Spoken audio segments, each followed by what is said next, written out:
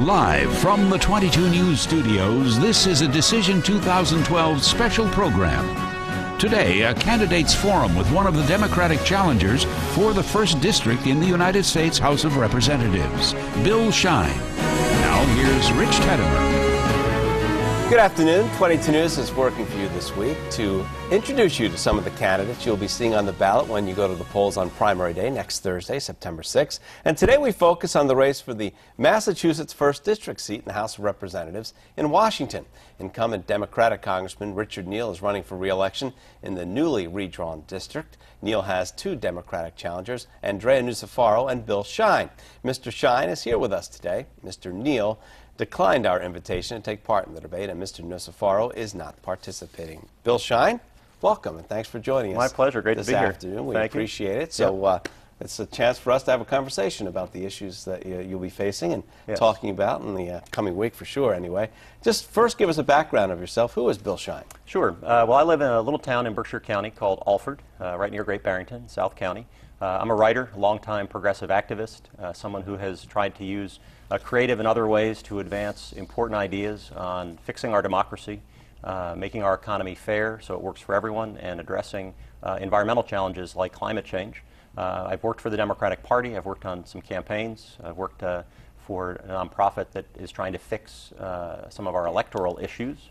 And all of this has come together in the campaign. It's really a natural extension of my work as a writer, a columnist for the Berkshire Eagle newspaper, advancing ideas and making the case that we need different kinds of people bringing ideas to Washington, representing people here, all of the people, not just folks who write big checks to politicians.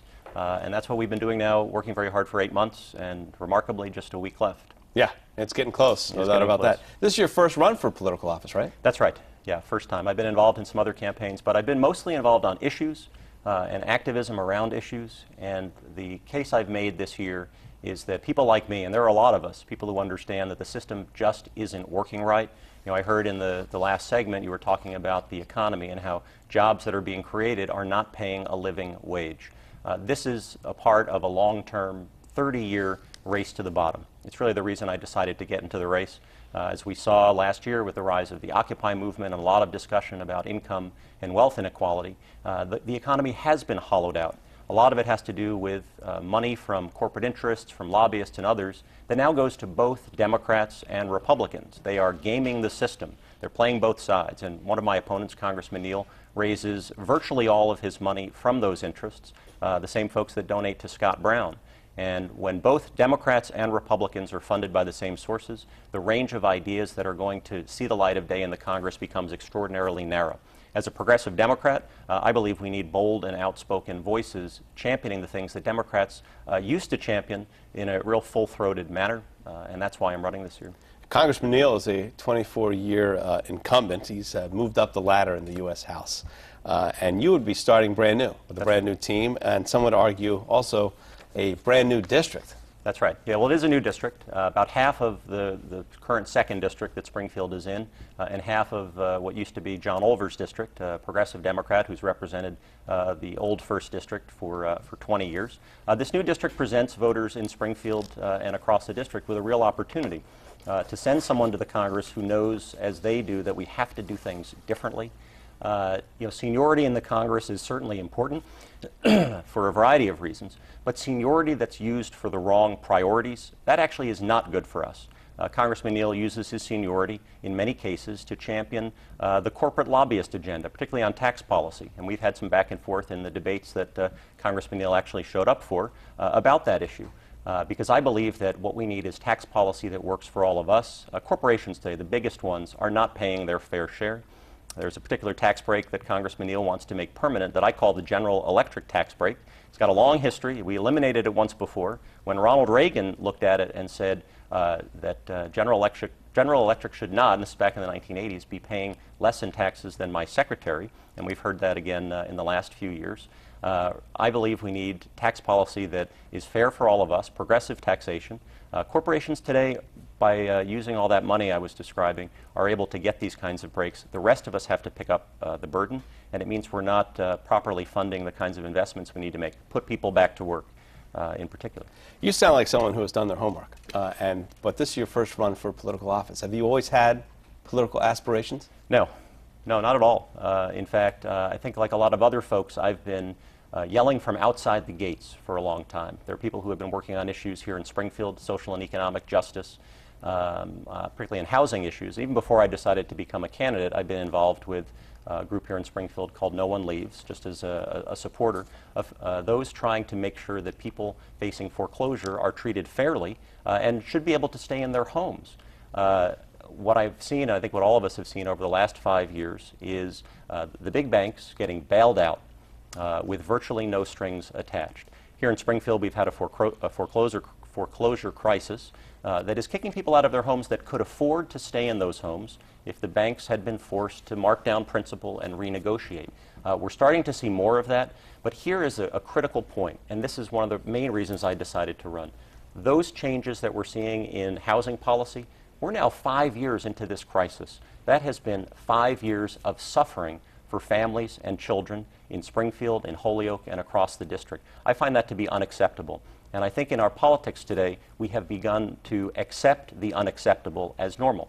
Going back again to what you said in the last segment about jobs that don't pay a living wage. We have an economy that relies too heavily on jobs created by enormous global enterprises. They look to the bottom line, and all companies want to be successful, but they are moving jobs overseas. They're doing a lot of things that aren't to the benefit of our communities.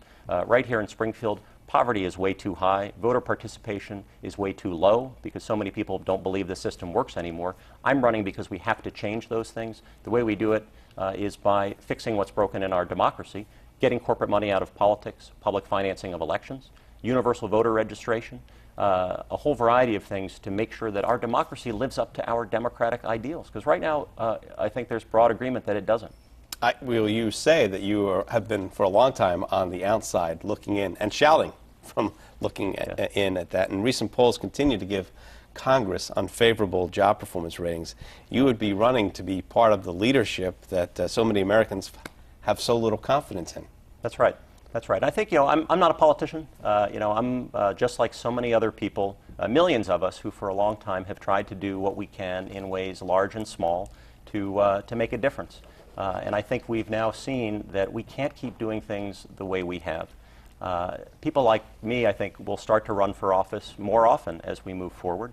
The old solutions don't work. Congressman Neal has been in the Congress. He was elected when Ronald Reagan was the president.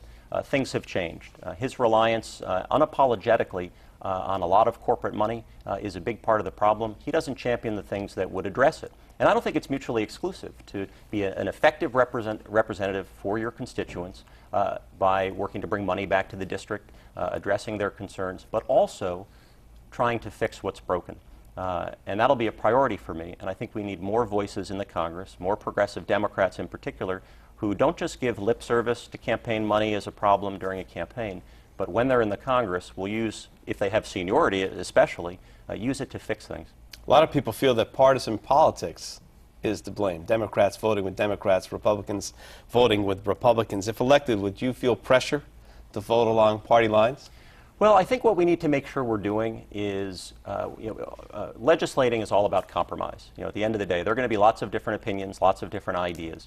What has happened for too long now is the menu of ideas that we're choosing from when we want to come up with a compromise. It's been shifting, and I will say, using the traditional scale, it's shifting to the right. It has a lot to do with campaign money coming from those kinds of interests. So when it comes time to actually do something, and we saw this just a few months ago, people say Congress isn't getting things done. Then Congress says, okay, we're going to do something. And what they do is they compromise between the right and the center right. They pass bills that they put a name on, like the Jobs Act, which was a bill passed in March. It really was just more financial deregulation. And Democrats and Republicans said, hey, look, we've achieved something. We passed a bill, but it was a terrible bill. It's going to open the door to all kinds of scams of seniors and other things on investments that they shouldn't be making. So we do need to figure out how to work together better. I have a lot of ideas, particularly around economic development, that are not left or right. One of them in particular here in Springfield, called the Wellspring Initiative, is trying to raise up new enterprises, new businesses, owned by people who live and work here, that provide products and services to some of the big institutions so that they don't have to go outside of the area to spend money. We want to keep our wealth and resources and our talent local. Big companies, global companies come in, they play cities and towns against each other to get the best deal, promise them jobs. Doesn't always work out. I want us to encourage with tax incentives, with investments in entrepreneurship training and other things. Let's start building our own businesses and have them be run by people who live here. There's great concern, of course, about the deficit that the country is facing, especially for today's young people who have to deal with this probably for decades to come. What must be done for the federal government to live within its means while paying off this huge national debt? Sure, a couple things. We need to restore progressive taxation. That means letting the Bush tax cuts on the wealthiest Americans expire. That's number one. Number two, I believe we need to significantly reduce military spending. We have a military budget now that is about double what it was 10 years ago. I don't believe that's necessary to maintain our security. Dollars spent on the military do not produce the same numbers of jobs as dollars spent on education, healthcare, transportation, things that we know we need to do. What I'd like to see us do is reduce military spending, find those talented people, engineers, scientists, soldiers, and others who are well trained for a variety of things and very smart. Let's help them address other problems we have in our society, and let's fund new businesses that can address other things besides developing ever more lethal weaponry. I think that also includes changing our posture in the world to one that doesn't rely so heavily on military force or the threat of military force. Congressman Neal and I part ways on a number of issues in this regard. He doesn't support the kind of defense cuts that I do. He signed on to a resolution this year that endorsed an Israeli military strike on Iran. I'm strongly opposed to that. I believe that would be catastrophic for the potential for peace in the broader Middle East. I think we have to continue to pursue much more vigorous diplomacy. I support a bill that Congressman Olver and Congressman McGovern support that would allow us to have diplomatic contacts with Iran instead of going further down this, what may be a rush to war, without actually talking to people. And I'm with President Obama on this. We need to engage with those we agree with, those we don't in the world, and that's how we'll ensure security and have a foreign policy that doesn't require spending as much as we do on the military. It's scary when you think about some of the things that are going on like that. Yeah, I mean, we have challenges, there's no question. We have to maintain our security, but I believe, and I talk a lot about doing things differently, that includes in foreign policy. I believe we need to find new ways to engage with the world. Right now we are the world's largest, we sell more weaponry than any other country around the world. I think we need to look very closely at that. We rely, I think, too heavily on defense industry jobs here in Massachusetts and across the country. We need to address it responsibly. People like me, I've been an anti-war activist. We need to be the ones who say, we're going to reduce spending, but we're going to do it over a period of time, and we're going to make sure we are investing in the communities around here, right in Chicopee, so that we diversify these economies. We make sure that we're not overly reliant on defense contracts or the money going to military bases, so that we can reduce that spending and better invest it in all the things that we know we need to do and make sure we keep people employed. Talking about the deficit once again, is it possible to reduce the deficit without raising taxes? We need to increase taxes on the wealthiest Americans, absolutely. I think we need to make sure that capital gains are taxed as regular income. I believe we need to close what's called the hedge fund managers. There's a loophole that allows them not to pay the regular rate of income tax. We need to do that as well. We also need to make sure that corporations are paying their fair share. We started out talking about what I call the General Electric tax break. I stand with a group called Citizens for Tax Justice. For 30 years, they've been advancing ideas on how to make sure we're raising the revenue so that we can invest in what we need to and also reduce the deficit. They say that if we close all of these things that Congressman Neal supports that allow big corporations to defer paying taxes, we could bring in about $500 billion in 10 years. That's not chump change. There are other ideas as well that could make sure that those who have been avoiding taxes for a long time will pay their fair share. I'll just give you these numbers. Last year, corporate profits were as high as they have been in the history of planet Earth. Wages as a share of our economy, as small as they've ever been. Corporate taxes paid last year, about as low as they've been in half a century. That's all of that corporate money in politics working. We need to change that. I'm only accepting small contributions in my campaign, $99 and less, no corporate money, nothing from lobbyists, so that I can go to Washington, champion the interests of people here in Springfield and across the district, choose from a menu of policy options that are presented not just by the corporate lobbyists and those who write big checks, but by those here in the streets, those people that I've met on their doorsteps who understand that we need the people's priorities to set policy in Washington.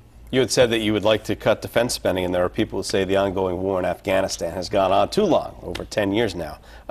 When should our troops come home? Right now. Right now. Yeah, we've been there way too long. We need to bring soldiers and contractors home. What I'll do in the Congress is a little different than Congressman Neal and others.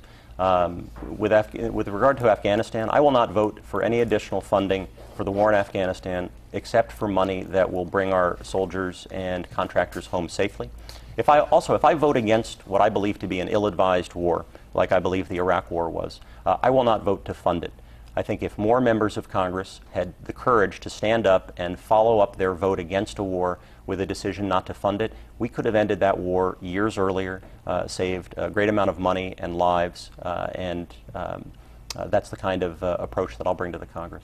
Okay, Bill Shein, we're going to take a short 2-minute break right now, and then we'll have more questions for Bill Shein, one of the Democrats seeking to represent the Massachusetts 1st District in Washington. You're watching 22 News.